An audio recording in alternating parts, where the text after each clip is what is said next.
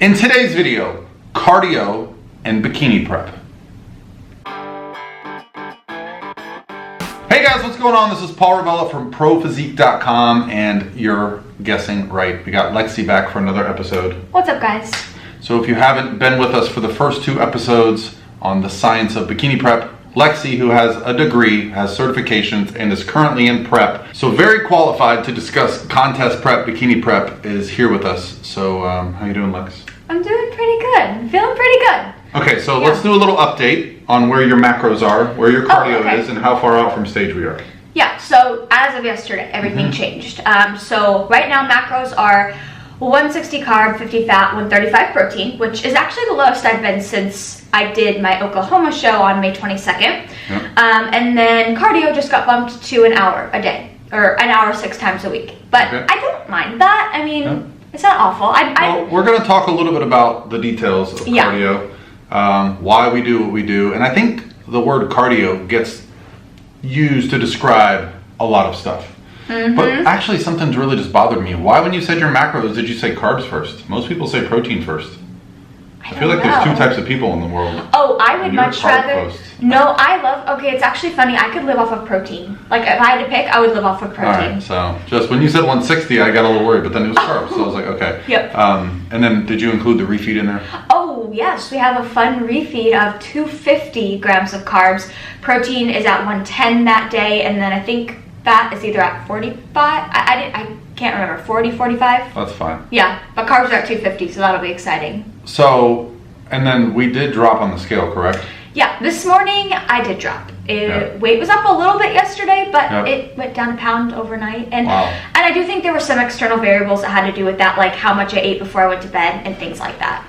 So what we're trying to do now with Lexie is we already had her in roughly contest shape for the Oklahoma show. We took a few weeks to maintain there. We're going to come in a little bit leaner for the Battle of the Bodies.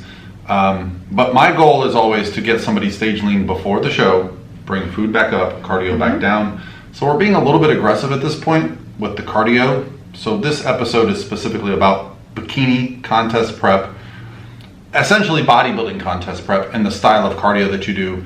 And I think the word cardio, for a lot of people, there's a correlation. They say, oh, that's cardio. Yeah, and I think a lot of people too, you know, like have this consensus or like have this thought that there's one best form of cardio or like there's the perfect cardio. I don't know if this is really a thing anymore, but I feel like people used to think that like running was the gold standard form of cardio. Yeah. But I mean, let's be honest, I cannot tell you the last time I ran. I really can't. And so what we focus on here with contest prep, and this is something that's changed with me over the years, is we look at the big picture of the individual, okay? So if somebody is sedentary, which I would consider myself and you pretty sedentary outside of contest prep, meaning we get up, we do our workout, you don't burn that many calories when you're working out. I know people are like, oh, but I work out. Listen, you don't burn that many calories. You actually burn a lot more calories through NEAT on a daily basis, but a lot of us aren't getting as much NEAT as maybe we have at other periods of our lives. So absolutely, one thing I love to focus on is how much NEAT are you getting? And by NEAT, I mean non-exercise activity, thermogenesis. So basically, anything that you do that burns calories that isn't specifically targeted at exercise, right? So, you know, if you have a job, you know, like as a mailman or as a server or work in a casino, you're getting a lot of steps per day. Absolutely, absolutely. Whereas us, you know, we don't get as many because we're sitting a lot, you know, doing client check-ins on our computer. We're desk jockeys. Yes, yes. So one of the things like I personally will do, not that Paul gives me a step goal necessarily to hit, more so he gives me like my cardio, how many sessions I need to do, the duration, but I do tend to pay attention to how many steps I get per day just to make sure I'm not, you know, doing my workout, doing my cardio, and then just sitting around all day being a vegetable. So sometimes like I live in an area where I can easily just go out and go on like a little lap around my building.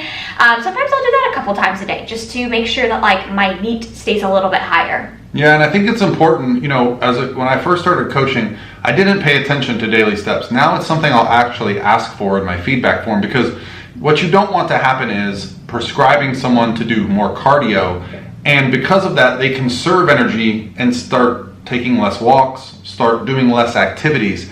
And what you end up doing is trading your cardio for something in your life that you probably enjoyed a little bit more. So I actually have some clients specifically on a step goal because they're so busy, that's just better for them. Getting to a gym and getting on a cardio machine doesn't make the most sense for them. But the reason I love steady state cardio is because it allows us to keep calories higher. It allows us to not get so burnt out, doesn't allow you to get too fatigued.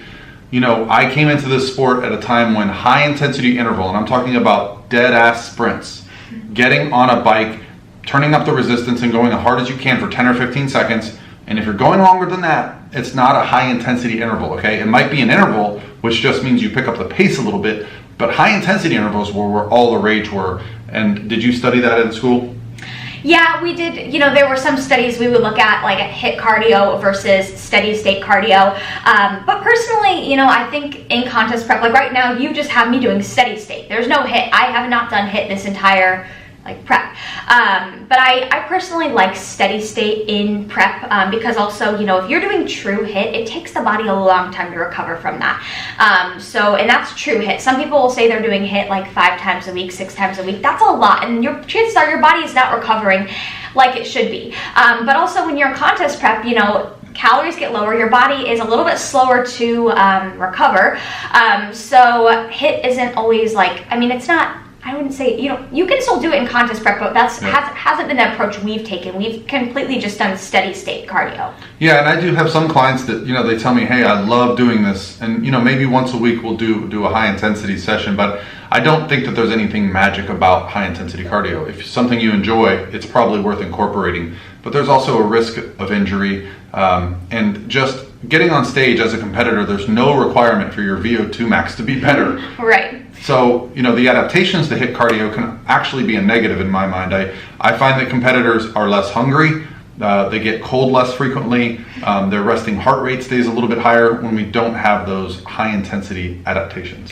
Absolutely. And I know I get asked all the time, like, what do you do for cardio, Lexie? And personally, so when cardio gets a little bit higher, so for me, like 60 minutes is somewhat higher. I don't typically do that in like one round. I have a really hard time, like I have a really short attention span, so having me sit on a treadmill and incline walk for 60 minutes would be really hard for me to do. Like I gotta be in the mood for that. So typically I'll split it up, and I have a Peloton bike, so I'll do half of my cardio on that, and then I usually will do the other half incline walking. So it's between those two. Now when my cardio is only at 30 minutes, I would just do a 30-minute Peloton class, and I would just get steps the rest of the day. But now that it's a little bit higher, I've been splitting it up that way. I'll do 30 minutes of Peloton and then 30 minutes of incline walking. So I'm not doing it like in one full round. And again, this is not where we started contest prep. You know, I'll typically start someone out on 10 minutes, 3 days a week and go up from there. I'll also start them on a flat walking, meaning you can just go outside and walk. So the way we increase the amount of calories we're burning as our body adapts is we increase the intensity or the duration. So if walking outside gets to a point where now we're walking for too long, the weather is bad, you can take it inside, walk on a treadmill, change the pace, change the incline. Now you're burning more calories. The next question logically we get is, what about fasted cardio? Oh, yes. What's your thoughts? Okay, I get this question all the time, and there have been no studies out there that have shown that there is a drastic difference between doing fasted cardio and doing cardio in a fed state. So there's really no advantage there. I think it comes down to personal preference, honestly. There's no harm in doing fasted cardio, but it's not like you're at an advantage by doing it.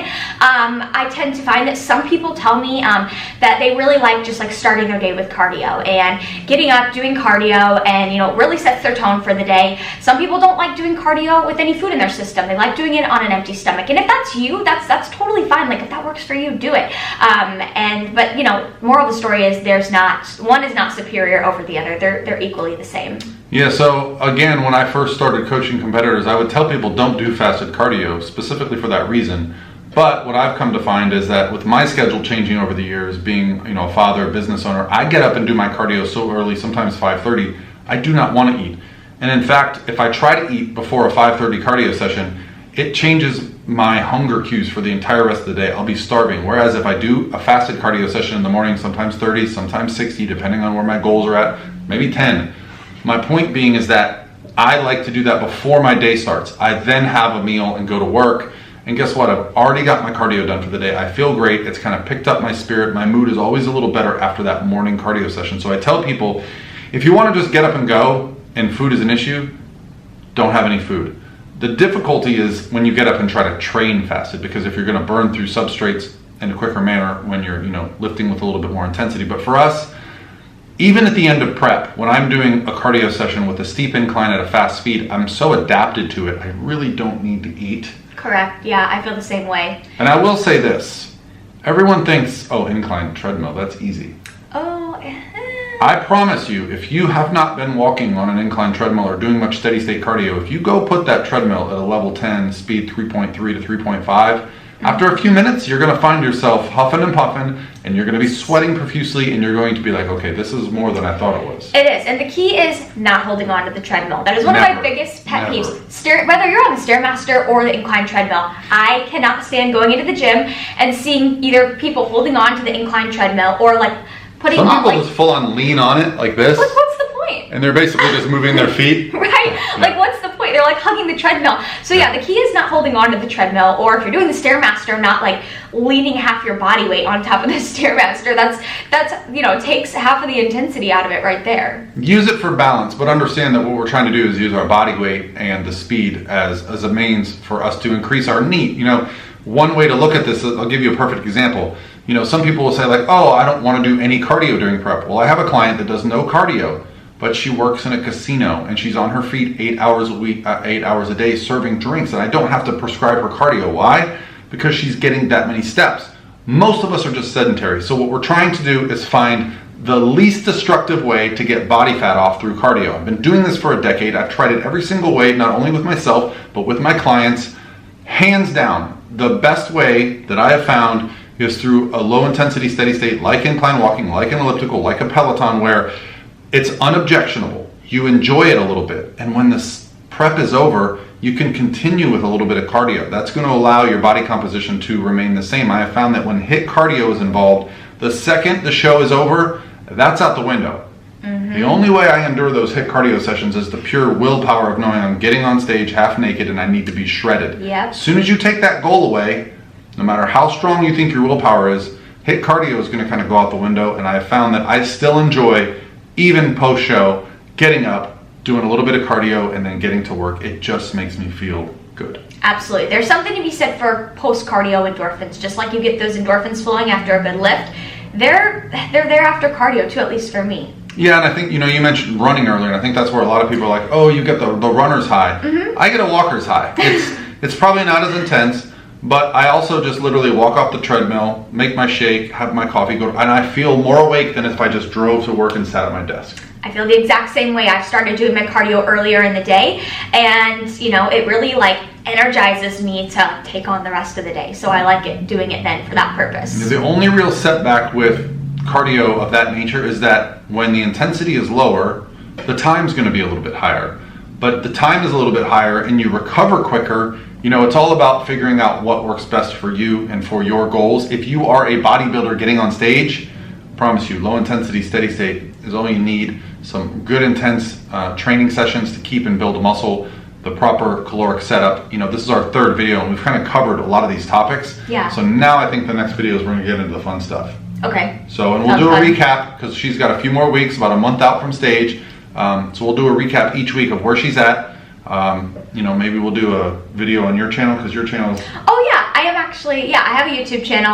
Actually putting out a video today. I'll put a description in the box below for her videos. You've been doing 2 to 3 videos a week. Yeah, I've been trying. So at least I'll shoot for 2 a week right now. Perfect. Yes. All right, guys. Talk to you tomorrow. Thanks.